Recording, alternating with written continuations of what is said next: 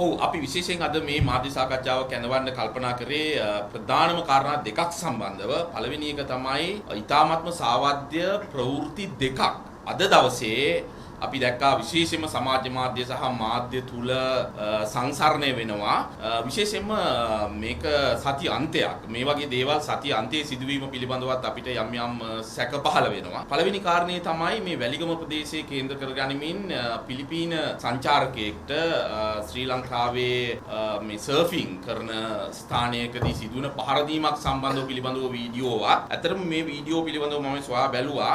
මේක 2024 පෙබරවාරි 14 වෙනිදා සිදු වුණු සිද්ධියක්. එතකොට මේ වීඩියෝ එක අද තමයි එළියට එන්නේ. දෙවෙනි කාරණේ තමයි අරුගම්බේ වල අපි දැක්ක සමාජ මාධ්‍යයේ සංසරණය වෙනවා මේ බිකිනි තහනම් කියලා වගේ ඉංග්‍රීසියෙන් සකස් කරන ලද සමාජ මාධ්‍ය ප්‍රකාශනයක්. ඉතින් මෙන්න මේ කාරණා දෙක සම්බන්ධව තමයි මේ මාධ්‍ය සාකච්ඡාව අපි විශේෂයෙන්ම කැඳවන්න අද තීරණය කළේ. දැන් අපි දන්නවා එකක් මේක සති අන්තයක් විශේෂයෙන්ම රජයේ ආයතන අමාත්‍යාංශ අපි මේ වෙලාවේ අපේ කාර්ය මණ්ඩලය වැඩ කරන්නේ නැති වෙලාවක්. දෙවෙනි එක තමයි අපි දන්නවා විශේෂයෙන්ම කොළඹ මහනගර සභාව සහ තීරණාත්මක අපේ ප්‍රාදේශීය සභා නගර සභා ගණනාවක් මේ වෙලාවේ මුස්ලිම් ප්‍රජාවගේ සහයෝගයෙන් ස්වාධීන කණ්ඩායම් වල මේ අයගේ සහයෝගයෙන් අපි බලය පිහිටවන්න ජාතික ජන බලවේගයේ අපි බලය පිහිටවන්න සූදානම් වෙන අවස්ථාවක්. ඒතකොට මෙන්න මේවා ඉලක්ක කරගනිමින් සමාජ මාධ්‍ය සහ මාධ්‍ය හරහා ව්‍යාජ තොරතුරු ප්‍රවර්ධනය කරලා මෙන්න මේ දරණ උත්සාහයක් තමයි මෙතන අපි නිරීක්ෂණය කරේ. ඒ පිළිබඳව තමයි අපි මේ මාධ්‍ය සාකච්ඡාව සහ මේ නිවැරදි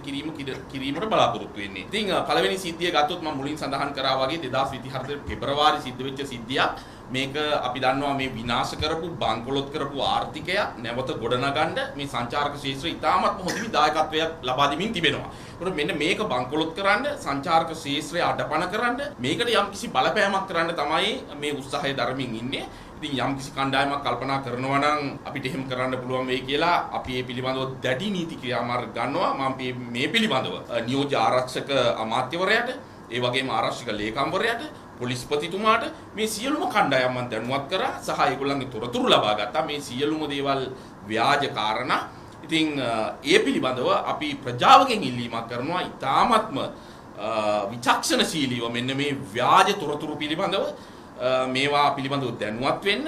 අපි මේ ගොඩනගමින් ඉන්න විනාශ කරපු ආර්ථිකයට තවත් බලපෑම් කරලා මේ විනාශකාරීන් අතරට මේක නැවත ලබා ගන්න දේශපාලනිකම උත්සාහයක් මේ අය ධර්මින් ඉන්න බව අපි නිරීක්ෂණය කරලා